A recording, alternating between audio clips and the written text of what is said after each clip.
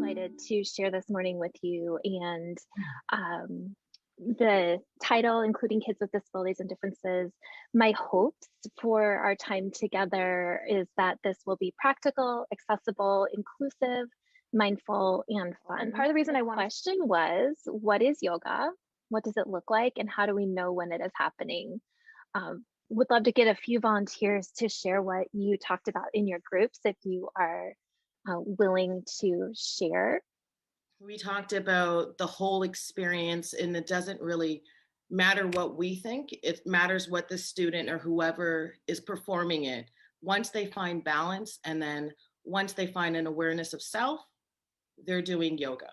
So yoga can happen anytime during, with us or without us. One of the key things that I would love for you to walk away from this time is that we don't need to cling to our methodologies so tightly. So what a shape looks like or all of the components of a shape are not required for someone to do asana.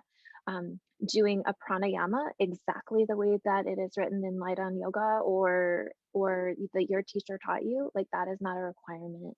Um, Anything can be mindful, which the keys to success working with kids with disabilities and differences is creativity and connection.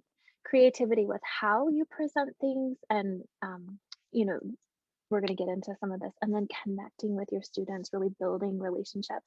And this is our overview of what we're going to be digging into. But these are lessons that the sloth has taught me and hopefully is teaching you this morning.